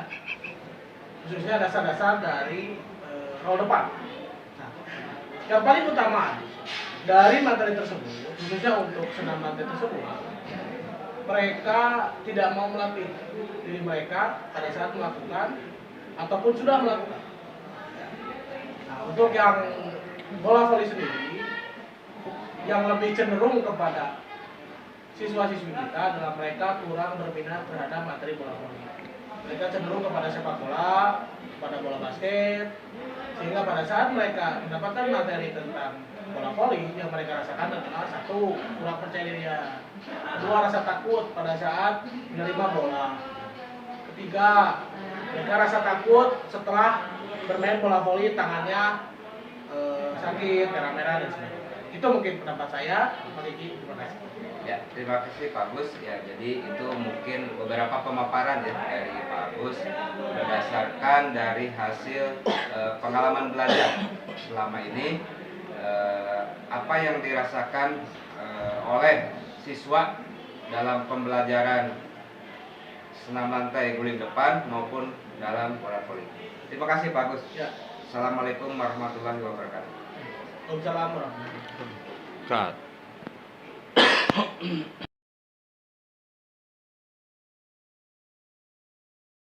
Assalamualaikum warahmatullahi wabarakatuh. Hari ini saya ada tugas dari Dr. Yeni Marlina SPD MPD, itu tentang kegiatan eksplorasi penyebab masalah PPG kategori 1 gelombang 2, yang dimana pada hari ini saya mencoba mewawancarai teman sejawat Bapak Taufik Ismail. Saya Pak, alhamdulillah Pak, Asepian luar biasa. Baik, terima kasih sudah meluangkan waktu. Gini Pak, kenapa saya mengundang Bapak, itu ada tugas yang ingin ditanyakan, itu diantaranya tentang motivasi belajar siswa. Baik Pak, yang ingin saya tanyakan itu tentang motivasi. Apa penyebab anak mengalami motivasi belajar yang kurang Pak? Oh, baik, akan saya coba jawab ya. Menurut saya nih Pak ya, menurut saya kenapa motivasi belajar anak berkurang? Mungkin ada dua faktor. Faktor pertama, faktor internal dari anak itu sendiri. Yang kedua, faktor eksternal, faktor dari lingkungan belajar anak itu sendiri. Nah, kalau dari internal, motivasi belajar anak itu berkurang karena si anak itu tidak ada keinginan yang lebih. Misalnya, dia tidak mempunyai cita-cita. Dia hanya sekedar ingin sekolah tanpa punya tujuan yang lebih lah intinya. Itu dari anaknya sendiri yang kurang termotivasi, memotivasi dirinya sendiri. Ya. Kalau dari eksternal itu dari lingkungan belajar Pak, situasi belajar itu menurut saya mempengaruhi. Dia beradaptasi dengan teman sejawatnya atau interaksi antar siswa dan guru yang kurang bagus sehingga si motivasi anak itu tidak terbangkitkan. Mungkin seperti itu. Nah, kemudian siapa sih Pak yang harus meningkatkan motivasi belajar siswa? Ya kalau ketika belajar, kalau menurut saya yang paling utama itu gurunya itu sendiri selaku pembimbing, mediator, selaku apa ya? Kalau istilahnya sumber belajar siswa itu sendiri yaitu guru. Salah satunya, walaupun nanti bisa aja dari guru itu mengembangkan lagi dengan model pembelajaran atau dan alat pembelajaran yang lainnya gitu. Guru menurut saya. Ya, kemudian kapan motivasi belajar tersebut harus ditingkatkan? Terutama ketika proses belajar mengajar itu berlangsung. Karena di dalam proses belajar mengajar berlangsung, guru itu harus bisa mengaktifkan, memotivasi siswa agar siswa itu aktif ikut belajar. Seperti itu, Pak. Terus mengapa sih Pak motivasi belajar itu sangat penting dalam pembelajaran? Sangat penting menurut saya karena itu akan berpengaruh dengan hasil belajar siswa. Cuman kebanyakan guru-guru yang mungkin yang sudah lanjut usia itu dia kurang kreatif dalam membuat anak itu lebih aktif lagi. Dia mungkin monoton dengan cara belajar yang zaman-zaman jadul lah istilahnya. Ya. Gitu. Terus bagaimana mengatasi permasalahan tersebut, Pak?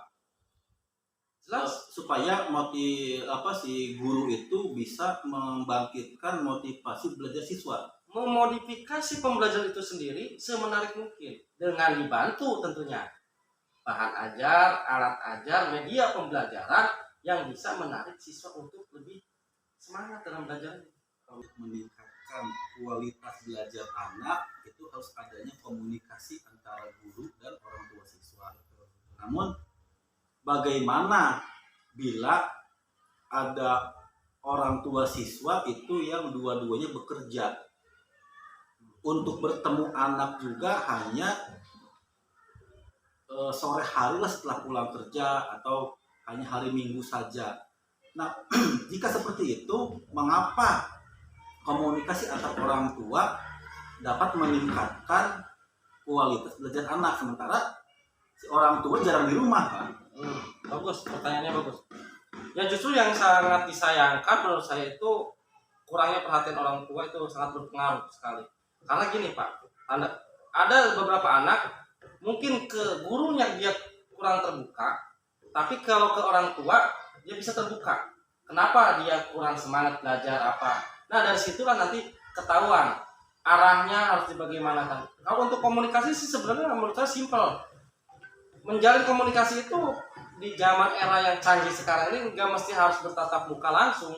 Kita bisa menggunakan teknologi lagi seperti WhatsApp, media sosial lainnya. Ya. Pasti ada waktu lah, ada waktu-waktu tertentu kita bisa berkomunikasi dengan orang tua dengan tujuan untuk meningkatkan pembelajaran kita terhadap anaknya itu sendiri. Nah ini Pak, tapi kan terkadang ada orang tua itu yang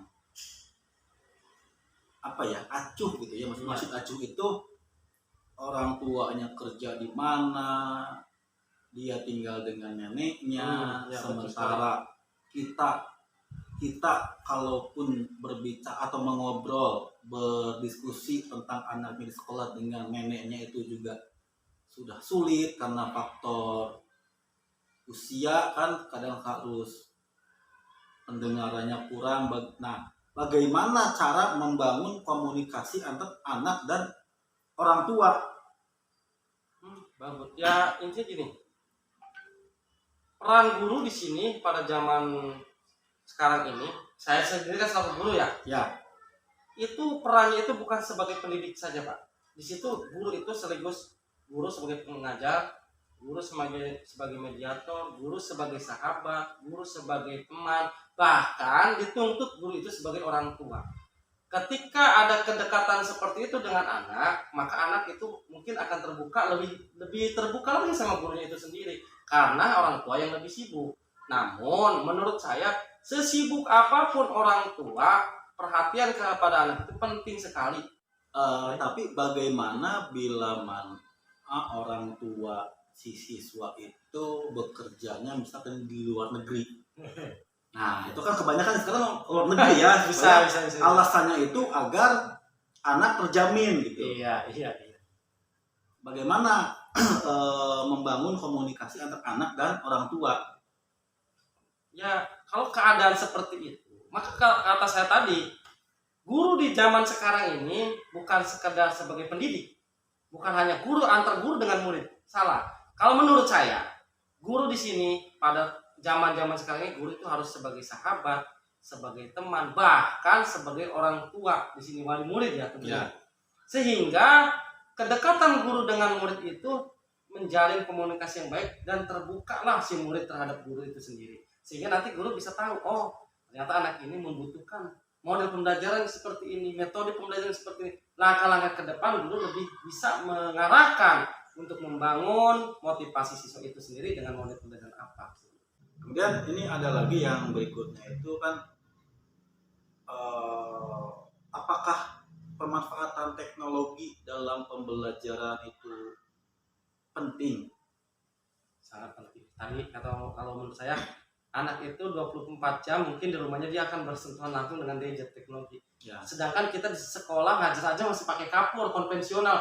Tentu dia akan merasa jenuh, lebih baik cepat-cepat pulang pengen main game. Nah, maka tadi salah satu pemanfaat teknologi contoh memberikan pertanyaan dengan model kuesioner. Ya, kita banyaklah aplikasi sekarang di Google juga ya, menggunakan aplikasi pertanyaan dengan cara game. Anak akan berebut menjawab dengan skor tertentu nantinya. Sehingga anak tertarik seperti main game. Tentu akan menggunakan fokus, gadgetnya anak. Ya, seperti itulah. Sekarang guru itu harus inovatif. Nah, cuman sayang sekali kebanyakan guru sekarang itu belum maksimal di dalam melaksanakan pembelajaran tersebut dengan memanfaatkan teknologi atau inovasinya itu kurang. Makanya dituntutlah guru-guru muda seperti kita ini harus selalu terus belajar untuk selalu menciptakan pembelajaran yang menarik. Jadi pemanfaatan teknologi dalam pembelajaran itu memang penting Pak ya, untuk merangsang anak agar menarik minat anak untuk belajar, kemudian anak pun bisa termotivasi untuk belajar, apalagi mungkin bila si guru itu bisa menampilkan kisah-kisah inspiratif dari orang-orang yang tadinya bukan siapa-siapa menjadi siapa-siapa. Nah, itu Pak ya. Nah, terus benar. ini caranya itu kan tadi Bapak bilang ada beberapa guru yang belum bisa memanfaatkan. Ya, bagaimana cara untuk memaksimalkan penggunaan teknologi? Nah, berawal dari kita guru-guru yang muda menjadi sebuah contoh bagi guru-guru lain untuk terbangkitkan mengikuti pola pembelajaran yang berbasis hot, yang menggunakan teknologi. Ketika kita sudah melaksanakan, jangan takut untuk mencoba. Nanti teman sejawat sekolah kita itu yang satu teman seprofesi kita mengajak, bersharing lah, berkolaborasi lah. Akhirnya secara tidak sadar, secara langsung kita bisa menerapkan itu di sekolah kita, bukan hanya di kelas kita. Jadi kalau misalkan ada guru ya bisa dikatakan senior Pak ya, yang masih menggunakan metode pembelajaran konvensional, itu bisa diajak atau dirangkul Pak ya? Jelas. Dari segi apapun kita bisa memanfaatkan teman sejawat untuk berkolaborasi. Nah, dalam kolaborasi itulah nanti kita bisa mengikut sertakan, memperankan si guru senior itu dalam pembelajaran kita. Pak, pemanfaatan teknologi itu sangat penting untuk dilakukan oleh guru agar bisa memotivasi siswa Pak ya. Itu bagaimana Pak? Iya, tentu penting, sangat pengaruh. Memanfaatkan teknologi, memotivasi pembelajaran itu sangat penting. Namun tidak sedikit juga dari teman-teman kita selaku pengajar yang menganggap bahwa sumber belajar itu hanya satu-satunya itu dari buku. Padahal dari zaman yang sekarang itu sangat terbuka luas sumber belajar. Ya bisanya dari internet. Cara pembelajarannya juga kita menggunakan PowerPoint misalnya, PTT, itu kan bisa menarik untuk anak belajar. Nah, tapi bagaimana Pak kalau misalkan ini khusus di SD gitu ya, di SD kan kebanyakan guru-guru sudah lanjut usia Pak ya, mendekati pensiun. Ini seiring perkembangan zaman pasti kan mereka harus mengejar itu Pak. Jelas. Bagaimana cara untuk si guru-guru senior itu mau belajar atau merubah metode pembelajarannya? Ya pada dasarnya seorang guru itu jangan harus berhenti belajar. Belajar itu terus dan terus. Ya, IHT training itu harus dilakukan juga Pak. Misalnya kita harus mengikuti pelatihan-pelatihan, terus diklat. Sekarang kan banyak tuh diklat yang berbasis digital kan, web, webinar seperti itu kan bisa. Itu harus kita ikuti juga. Jadi untuk media pembelajaran ini masih banyak Pak ya, masih banyak guru yang menjadikan buku itu sumber. Nah itu salahnya, itu bukan salah sih sebenarnya, betul juga. Cuman sumber belajar itu bukan satu-satunya dari buku kalau menurut saya. Terus mungkin juga untuk lebih menarik perhatian siswa harus menggunakan PowerPoint ya, tidak usah lagi, bukan tidak usah ya, mengurangi menggunakan spidol atau kapur Pak ya. Pak, terima kasih atas waktunya. Terima kasih banyak. Sukses Pak Tian. Terima kasih selesai. Terima kasih, wawancara hari ini ditutup dengan alhamdulillah. Wassalamualaikum warahmatullahi wabarakatuh.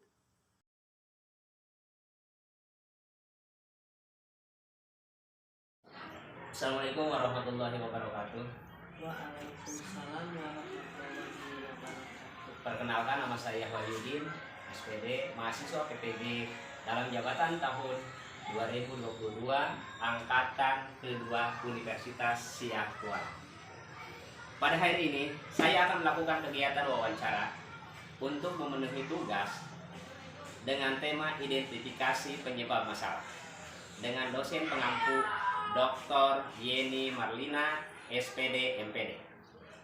Dan sebagai narasumber yang akan saya wawancarai sebagai pakar pendidikan adalah Ibu Dede Kursini Agustini, SPD SD, Kepala Sekolah SDN 2 Cibeber. Langsung saja. Assalamualaikum Ibu. Waalaikumsalam Pak Wahyu. Terima kasih atas waktu dan kesempatannya. Ibu mau diwawancarai untuk memenuhi tugas yang diangkut sama saya. Sama-sama Pak Wahyu, karena ini tugas Ibu juga. Yang pertama yang akan saya tanyakan adalah faktor-faktor yang menyebabkan rendahnya motivasi belajar siswa pada saat pembelajaran. Saat pembelajaran yang pertama biasanya anak-anak dari cita-cita dulu. Kelas 6 misalkan yang udah mempunyai cita-cita, terkadang cita-citanya itu apa belum ada di benaknya, itu bisa jadi menghambat juga. Karena lingkungan kita kebanyakan bertani, terus gojek dan sebagainya, ya guru. Nanti motivasi untuk siswanya jadi terbentur dengan itu sedikit. Tapi yang kedua, kondisi jasmani rohani siswa juga. Misalkan begini, karena berjalan kaki dari rumahnya gitu, kondisinya juga sampai sekolah agak lelah. Selanjutnya lingkungan, faktor utama itu lingkungan dari di rumah siswa, lingkungan di rumahnya, cara belajarnya itu bisa rendah, mengakibatkan rendah. Yang selanjutnya unsur apa ya, jadi dinamis belajar di rumah juga. Faktor di rumah faktor juga. Lampu, dukungan dari orang tua, seperti itu. Dan yang terakhir dari guru kita sendiri. Guru kita sendiri. Guru kita sendiri itu terkadang faktor penting. Faktor penting. Karena sekarang zamannya IT, kadang guru juga kurang IT, bisa tidak termotivasi anak dari dia belajar juga. Materi juga. Materi yang disampaikan. Iya, materi yang disampaikan kurang greget. Iya. Bisa merendahkan daripada motivasi. Cukup Bu. Ya, Ibu kira udah mencakup. Yang kedua ya, terima kasih Ibu atas jawaban-jawabannya yang sudah membantu saya dan membuka saya apa kendala-kendalanya yang dihadapi siswa ketika motivasi belajarnya rendah. Yang kedua, pertanyaannya adalah faktor penyebab rendahnya minat baca. Rata-rata minat baca anak-anak itu rendah. Kalau minat baca itu ada 2 faktor, Pak Wahyu. Yang ke satu faktor internal dari siswa itu sendiri, yang kedua faktor eksternal dari siswa itu sendiri. Contohnya dari internal diri siswa, karena dia anak didik kita ini, misalkan kemampuan dalam membaca dia malu karena saya belum bisa, terutama kelas rendah. Jadi ya kurang kepercayaan dirinya dia karena anak tersebut membacanya masih terbata-bata. Yang keduanya memahami makna. Contohnya kemarin kelas tinggi dalam AMBK literasinya nilai kita di sini dapat itu kurang Pak Wahyu, karena cara memahami yang masih kurang. Nah, itu dari internal dari siswa ya. Yang selanjutnya masih dari internal ya. Siswa kebanyakan tidak mau membiasakan membaca. Pada akhirnya larinya kepada membaca terbata-bata. Di kita masih ada 1-2 orang di kelas tinggi ada yang masih terbata-bata. Itu tanggung kita untuk mendampingi di bawah. Padahal di kita ada perusakan, ada Nah, pondok baca ada, banyak. iya. Pondok baca juga ada. Ruang ini juga kosong kalau untuk membaca, ruang perpustakaan di sana di ujung. Walaupun belum berbentuk ruangan perpustakaan yang gitu. bagus, iya. Tapi ada. Buku tersedia banyak ya. Terus dari faktor eksternal tadi internal. Kalau faktor eksternal justru yang lebih membahayakan itu apa? Dari lingkungan. Kalau misalkan dari minat baca seperti ini anak-anak, baik buku perpustakaan, baik koran, majalah kita banyak, dia nggak menggubris karena dia ke satu udah gadget. Pindahnya ke gadget. Sedangkan kalau gadget mengetik daripada ketikan itu kadang dengan juga menggunakan DGN. Ya. Terus membahas misalkan MBS, kadang maknanya juga salah arti daripada anak-anak. Jadi faktor lingkungan kita adalah di eksternalnya adalah gadget. Jadi dibiasakan menonton kartun dan gadget, apalagi sekarang ada game. Anak SD juga sudah terkena dari. Jadi tanggung jawab kita sebagai pendidik membatasi. Simpanlah gadget. Boleh menggunakan gadget pada waktu tertentu untuk untuk ke arah positif pembelajaran. Kalau ke arah game, otomatis stop lah. Bukan dibatasi lagi, kalau bisa guru itu mentop dengan orang tua, otomatis kita guru harus banyak berinteraksi supaya gadget itu diarahkan jangan terlalu diimbang. Ya begitu Pak. Ya, terima kasih atas jawabannya. Selanjutnya, tadi kan itu motivasi siswa membaca dan belajar juga rendah. Sekarang untuk meningkatkan kita kan tadi kata ibu harus ada model-model baru ya, model-model untuk merangsang siswa untuk lebih bersemangat, lebih termotivasi dalam belajar. Apa saja model-model yang harus dikembangkan di sekolah kita ini? Jadi terutama di sekolah kita Pak Wahyu ya, untuk pembelajaran saat ini apalagi kita sudah mendapatkan IT dari pusat, kemarin kita dapat komuk. Nah, kalau ingin meningkatkan motivasi belajar siswa ke satu, guru tersebut harus mau belajar IT dan sesudah mau harus mampu dengan IT itu sendiri. Jadi mengajar di kelas itu kita gunakan IT yang dikasih pemerintah dengan video pembelajaran banyak. Otomatis anak kita sekarang udah mengenal gadget. Kalau kita pembelajaran dengan IT yang diarahkan oleh guru itu sendiri, insya Allah itu meningkatkan motivasi belajar anak ya. Jadi kita harus mengadakan workshop, seminar-seminar. Guru itu harus mau, guru harus mampu. Itu dalam bidang IT. Yang kedua, metode ajar di kelas. metode itu harus selaras dengan lingkungan belajar peserta didik, Pak Wahyu. Kalau peserta didik kita di sini kan arahnya pada dagang, bisnis, ada juga kalau Gojek nggak usah dibahas. Dalam bisnis kita arahkan siswa itu menyenggol-nyenggol mengarah kepada bisnis, walaupun itu matematika. Dan itu matematika kita ketika nanti kita jadi pembisnis misalkan harus bisa berhitung. Nah di situ juga IT juga. Nah yang selanjutnya media. Ya, tadi menyambut ke IT juga. Media belajar kan kita siswa di kampung kita masih dalam kawasan belum kota. Jadi konkretnya dimunculkan misalkan media hari ini media belajar matematik dengan kartu bilangan kalau kelas rendah itu dimunculkan jangan hanya metode ceramah. Nah, kebanyakan kita keenakan buku yang dipakai ceramah. Jadi rangsangan kepada siswa itu kurang. Kalau dengan kartu-kartu konkret itu siswa merangsang, insya Allah pembelajaran berhasil mencapai KKM bawahnya. Nah itu dalam media. Terus yang selanjutnya ya jangan lupa hasil pembelajaran dievaluasi. Kalau hasil pembelajaran tidak dievaluasi, keenakan siswa. Oh saya hari ini belajar saya kepribadiannya gimana sih menilainya, terus nilai saya dapat berapa sih sekarang, disampaikan kepada siswa dalam penutup pembelajaran.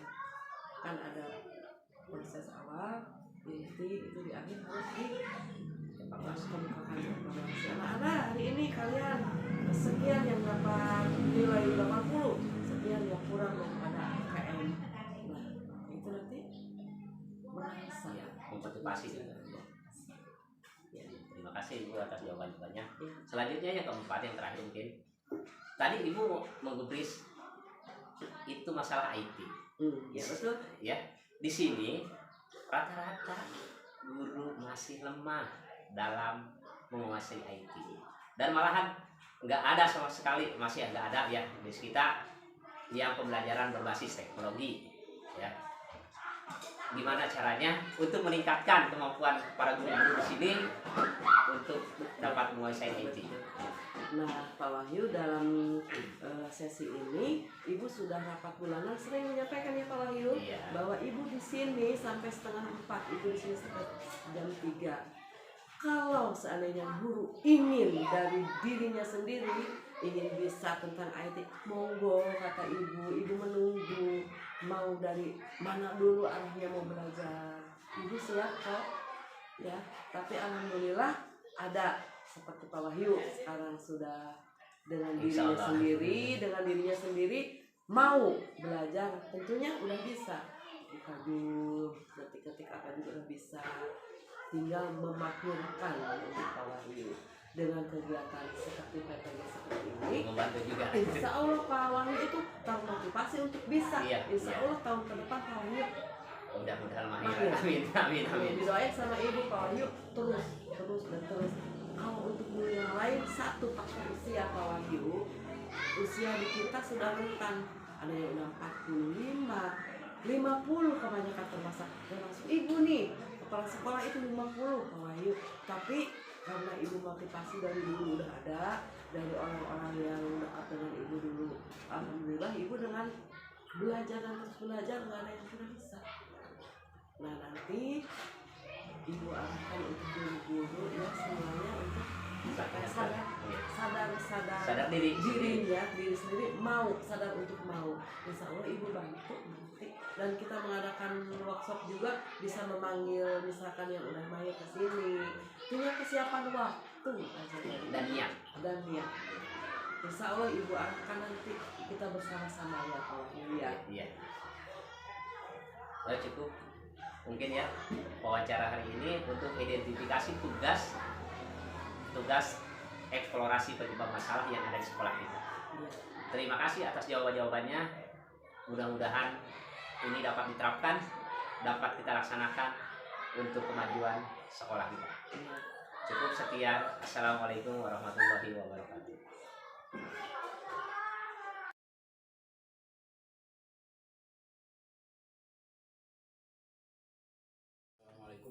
warahmatullahi wabarakatuh. Waalaikumsalam. Untuk memenuhi tugas kegiatan PPG kategori 1 gelombang 2 tentang eksplorasi penyebab masalah yang diampu oleh dosen Dr. Yeni Marlina SPD MPD.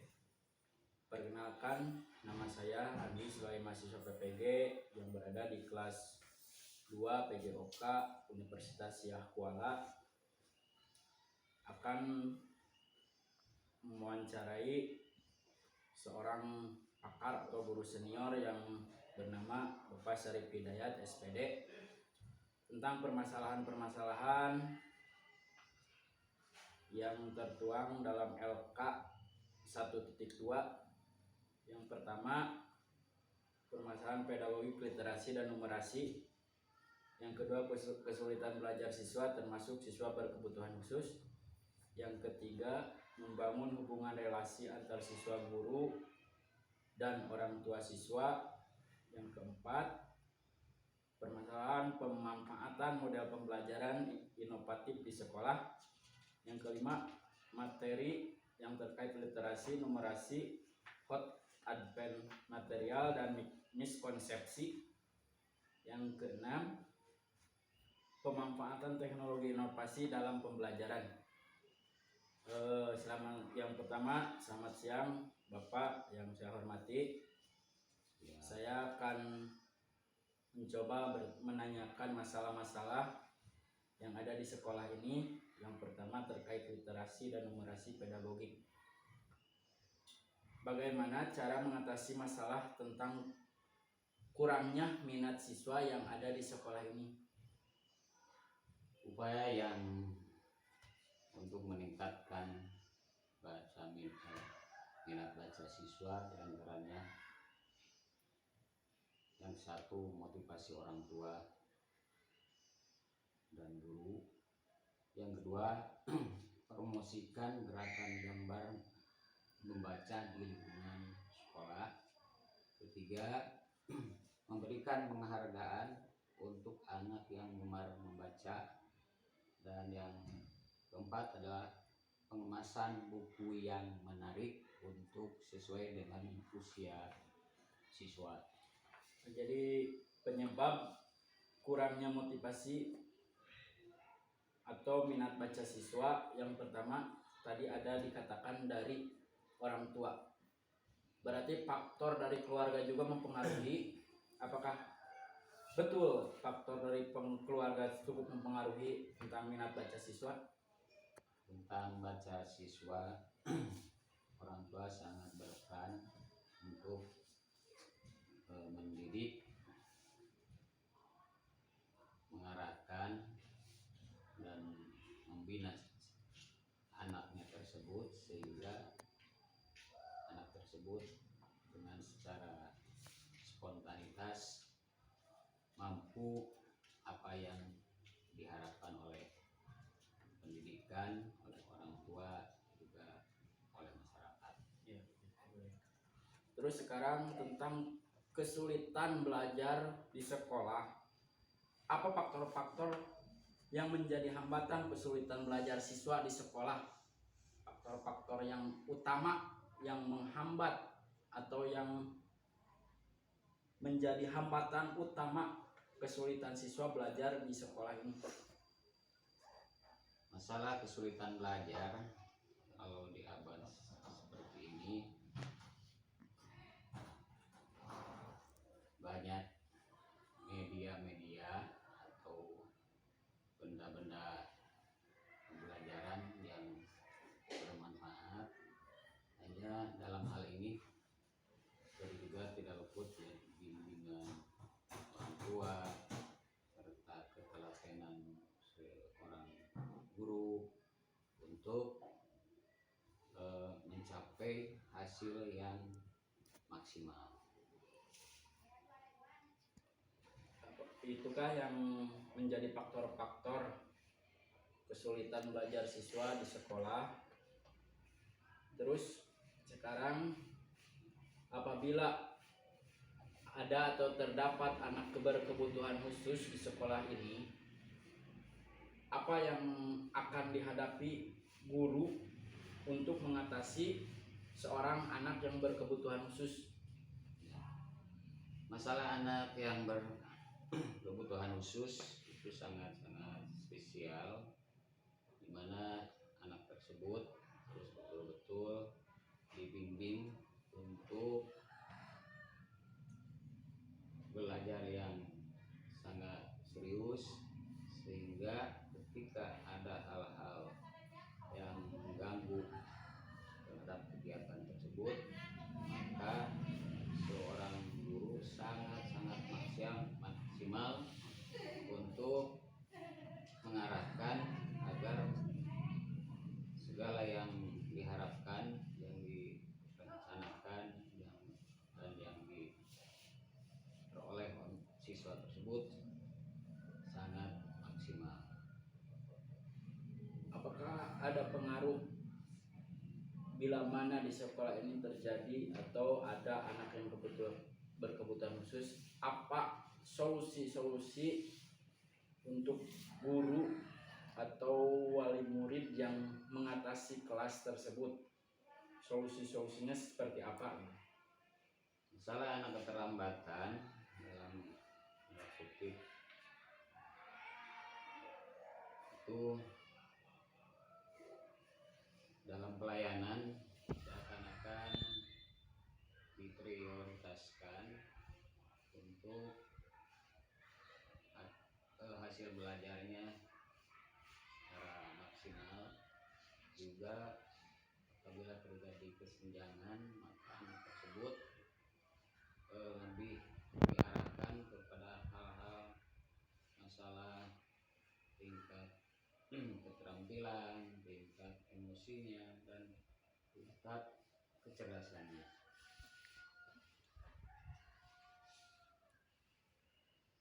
Terus sekarang tentang membangun hubungan relasi antar guru, siswa, dan orang tua. Apakah karakter masyarakat di lingkungan sekolah ini, bagaimana karakter masyarakat di lingkungan sekolah ini? Apakah mendukung, apakah kurang mendukung, apa gimana gitu? Sesuai dengan perjalanan pendidikan di lingkungan sekolah ini adalah pertama, kepala sekolah beserta guru itu ujung tombak yang paling utama. Kemudian salah himbauan atau motivasi dari warga atau orang tua atau tokoh masyarakat biasanya sudah terbiasa hal itu dilaksanakan, sehingga kesenjangan dalam proses pembelajaran antara siswa kurang harmonis atau ada yang perlu bimbingan. Jadi setiap guru aktif dalam memotivasi siswa serta melibatkan orang tua juga tokoh setempat untuk meningkatkan kualitas hasil pembelajaran. Selanjutnya, cara yang efektif untuk membangun relasi antar sekolah, yang utama sekolah beserta tokoh-tokoh atau dikatakanlah ada di sekolah ada komite sekolah atau ya komite sekolah. Bagaimana cara membuat hubungan yang supaya saling mendukung antar masyarakat, tokoh masyarakat, dan unsur-unsur lain ke sekolah? Unsur lain untuk meningkatkan kualitas proses pembelajaran dikatakan adalah komite sangat berperan, dan di sekolah ini komite bisa memperhatikan atau mengawasi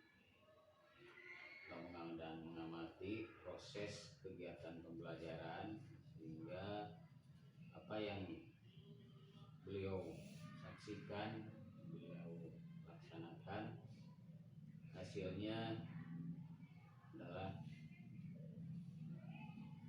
ada proses hubungan baik dengan sekolah, sehingga saling mengisi tentang kelemahan-kelemahan yang terjadi di sekolah. Kemudian setelah itu maka semua kegiatan untuk menuju hal keberhasilan, baik komite, tokoh masyarakat serta masyarakatnya sangat mendukung terhadap proses pembelajaran yang ada di sekolah. Ya, baik, itu untuk masalah tentang relasi antar siswa, guru, dan orang tua siswa. Selanjutnya untuk permasalahan apakah mode-mode pembelajaran inovatif sudah diterapkan atau guru sudah menerapkan pembelajaran inovatif di sekolah ini? Masalah yang tadi disampaikan jelas itu betul-betul dilaksanakan, mulai dari metode pembelajaran, sarana yang digunakan untuk meningkatkan keterampilan dan melakukan teknis dasar di sekolah. Kemudian hal tersebut merupakan kegiatan rutinitas yang dilaksanakan. Kemudian sehingga kalau memakai alat-alat ya belajar menggunakan alat atau media atau alat-alat peraga, itu setiap kegiatan dalam menyangkut materi pembelajaran itu dilaksanakan oleh guru yang masing-masing sesuai dengan tema yang dilaksanakan pada pembelajaran itu. Tadi berkaitan dengan teknologi, apakah sekolah ini sudah siap seharusnya menggunakan teknologi pada saat ini dalam pembelajaran? Apakah sudah siap pemanfaatan teknologi tersebut? Apakah sarana prasarana mendukung? Apakah yang lainnya juga mendukung? Masalah sarana di abad sekarang, masalah pembelajaran selain di sekolah juga di ruangan kelas. Pada saat-saat ini untuk menggali potensi serta mengembangkan potensi anak, sekali-kali menggunakan alat IT berbentuk HP untuk meningkatkan pengetahuan serta keterampilan. Contohnya bila guru menugaskan siswa untuk mendeskripsikan perkembangbiakan hewan atau pertumbuhan tanaman, itu juga dilaksanakan dan sumber tidak fokus pada maksudnya tidak materinya tidak cukup dari buku, tapi sekarang sudah melalui jaringan internet atau Google. Untuk melakukan kegiatan pembelajaran menggunakan internet, hambatan atau teknologi, hambatan yang signifikan di sekolah ini apa hambatan yang utama? Hambatan masalah penggunaan internet di sekolah. Satu, di sekolah bagaimana gini jaringan internet di sekolah, jaringan di sekolah skala internet sangat minimal, susah. Adapun solusi lain adalah menggunakan alat media wifi dengan hasilnya setelah melalui alat teknologi tersebut, sehingga siswa yang mempunyai HP bisa digunakan untuk meningkatkan keterampilan, wawasan, serta ilmu, sehingga secara pribadi siswa terdorong untuk belajar lebih meningkat. Ya, terima kasih untuk waktunya. Sekian untuk sesi wawancara dalam kegiatan eksplorasi penyebab masalah yang ada di sekolah ini. Saya atas nama mahasiswa PPG kelas 2 PJOK Universitas Syahkuala mengucapkan banyak-banyak terima kasih, terutama kepada Bapak guru senior atau bisa dikatakan pakar yang saya wawancarai, sumber yang saya gali. Saya ucapkan terima kasih. Billahi taufiq wal hidayah. Wassalamualaikum warahmatullahi